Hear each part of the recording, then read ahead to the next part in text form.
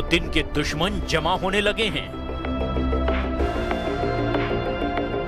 Putin के दुश्मनों ने उस लीडर को भी तोड़ लिया है जो अब तक रशियन कैंप के करीब माना जाता रहा है।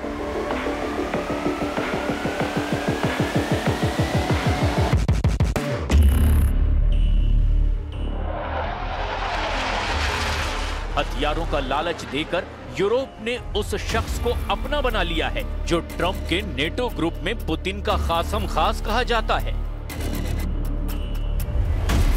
रेजिप ताइब एर्दोआन यानी तुर्की के राष्ट्रपति। एर्दोआन ने पुतिन के सबसे बड़े दुश्मनों में से एक ब्रिटेन के साथ फाइटर जेट डील कर ली है।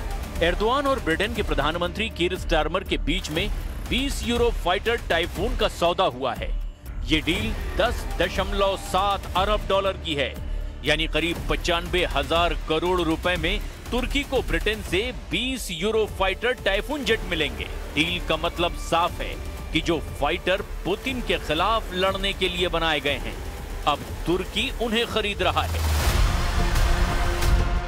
तुर्की के साथ फाइटर जेट डील ने यूरोप का जोश हाई कर दिया है।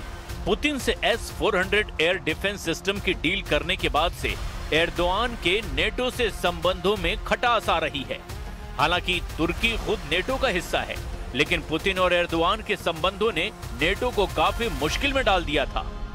अब टाइफून जेट की डील ने एर्दोआन को एक बड़ा यू टर्न लेने के लिए पूरी तरह तैयार कर दिया है।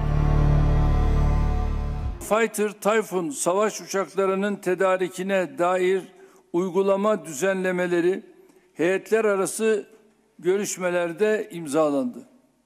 Biz de az önce Sayın Steinmeier'la bu konudaki işbirliği beyanına huzurlarınızda imza attık. Bu mutabakatı iki yakın müttefik olarak aramızdaki stratejik ilişkilerin yeni bir nişanesi olarak görüyorum.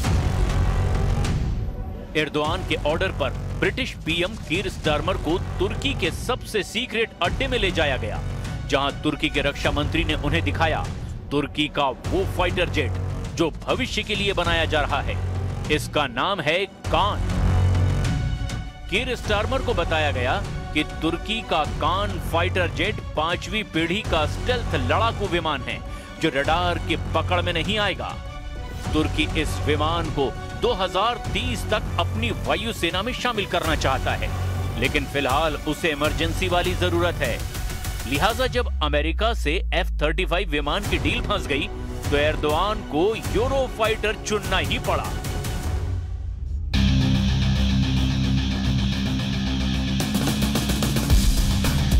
Euro fighter typhoon double engine वाला लड़ाकू विमान है जो 2400 kilometre प्रति घंटे से भी ज्यादा की रफ्तार से उड़ सकता है। 13 हार्ड पॉइंट के साथ में ये फाइटर जेट 8000 किलो तक के बम और मिसाइल लेकर उड़ सकता है। इस विमान की रेंज 2900 किलोमीटर है और ये 20,000 मीटर की ऊंचाई तक उड़ सकता है। अभी ये विमान 9 देशों की वायुसेनाएं उड़ा रही है और ये राफाल और F-16 की टक्कर का फाइटर जेट माना जाता है।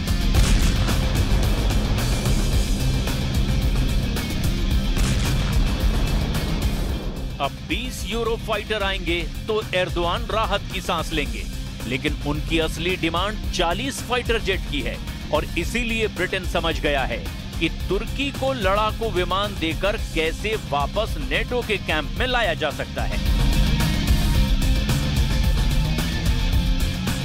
So we're taking a big step forward here today. Together we are announcing a strengthened strategic partnership and launching the first ever UK-Turkey bilateral cooperation framework. It is a landmark moment, reflecting the increasing depth and breadth of our existing cooperation and our ambition to go further. At the heart of this is our agreement today that the UK will provide Turkey with 20 new Eurofighter Typhoon aircraft, with the option to provide more in future. सवाल तुर्की और Britain के बीच euro fighter typhoon की timing पर है, क्योंकि अब तक रूस के करीब नजर आ रहे एर्दोआन अचानक नेटो के पाले में क्यों फिसल रहे हैं। तुर्की और यूरोप के बीच करीबी सिर्फ भौतिक नहीं, अब सामरिक लिहाज से नेटो से भी ज्यादा मजबूत समीकरण नजर आ रहे हैं। इन सब के पीछे ट्रंप का क्या खेल है, उसे भी समझने की जरूरत है।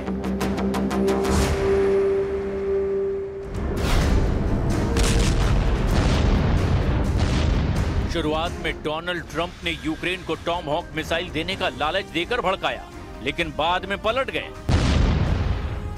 इसके बाद पुतिन और जेलेंस्की की दुश्मनी को हाइमार्स वाले लॉन्ग रेंज रॉकेट डालकर खौला रहे हैं। ये बात तो पक्की है। ट्रंप ने नेटो देशों को F-16 सप्लाई करके भी बता दिया कि वो मॉस्को को भी अपनी रेंज में रखना चाहते हैं। फ्रांस और स्वीडन पहले ही अपने फाइटर जेट यूक्रेन को देने की बात कह चुके हैं।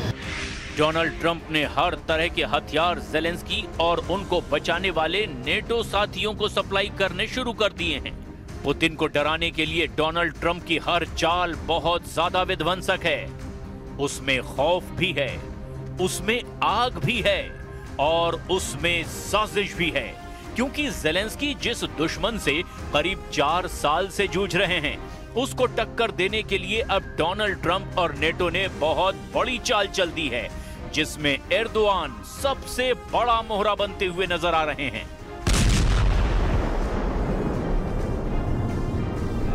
यूक्रेन में पुतिन के युद्ध को खत्म करने के लिए डोनाल्ड ट्रंप तुर्की का इस्तेमाल करना चाहते हैं। इसीलिए उनके इशारे पर अब नेटो बहुत बड़ा लड़ाका लीडर उतारना चाहता है, जो पुतिन से डायरेक्ट लड़ने की ताकत रखता हो, जो रूस के राज भी जानता हो, पुतिन को भी समझता हो। तुर्की के राष्ट्रपति एर्दोआन वो शख्स हैं जो पुतिन की पीठ में बहुत बड़ा छुरा घोंप चुके हैं। सीरिया में जिस तरह से ईरान और रूस समर्थित बशर अल असद की सरकार उखाड़ने में एर्दोआन ने भूमिका निभाई, अब यूक्रेन के युद्ध में वैसे ही साजिश रची जा रही है। रूस इसे साफ साफ देख रहा है, क्योंकि ट्रंप कह चुके हैं कि अब यूक्रेन युद्ध का फैसला एर्दोआन करेंगे।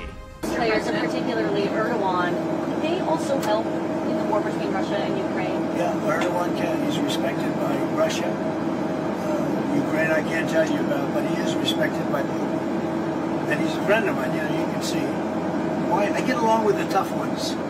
I don't get along with the weak ones. I get along with the tough ones. I don't know what that is, but Erdogan's been great with me.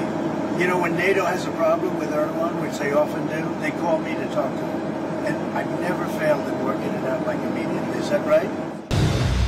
25 सितंबर को व्हाइट हाउस में जब Trump और Erdogan की मुलाकात हुई थी, क्या तभी ट्रंप ने एर्दोआन को युद्ध वाला टेंडर सौंप दिया था? इस मीटिंग में तुर्की और अमेरिका के बीच बहुत सी खुफिया बातें हुई।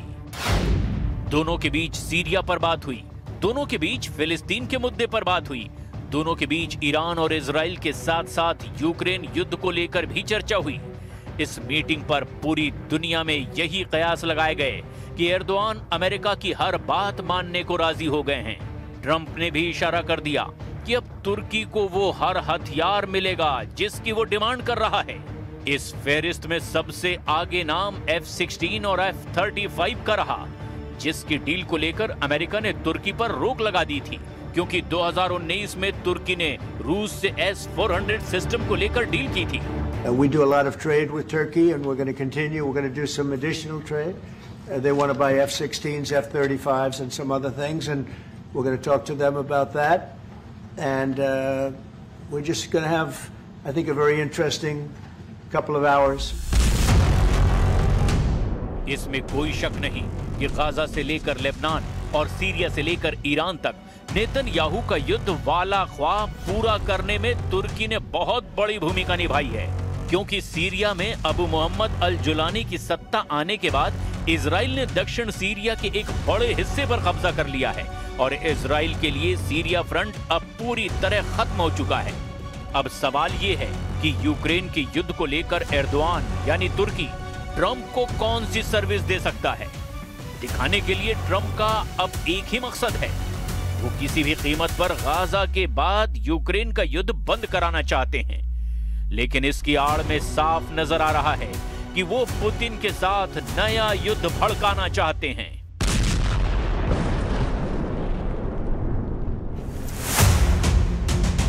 मॉस्को में पुतिन उत्तर कोरिया की विदेश मंत्री से मिले।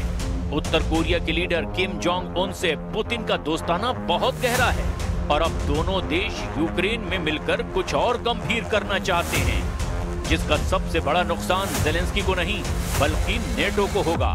पुतिन ने उत्तर कोरिया की विदेश मंत्री चोई सोन हुई से मुलाकात की और इस मीटिंग में इस बात पर चर्चा हुई है कि उत्तर कोरिया से रूस को और क्या मदद दी जा सकती है। ये बात उत्तर कोरिया भी मान चुका है कि उसने पुतिन के युद्ध के लिए हजारों सैनिकों को यूक्रेन के मोर्चे पर भेजा और ये बात दुनिया जानती है कि पुतिन की तोप अब उत्तर कोरिया में बने हुए गोले बारूदों का इस्तेमाल कर रही है, यानी यूक्रेन के मोर्चे पर जहां जेलेंस्की को नेटो मदद दे रहा है, तो वहीं पुतिन ने किम जोंग उन से दोस्ती पक्की करके जेलेंस्की की जमीन पर कब्जा बढ़ाने का फैसला कर लिया है।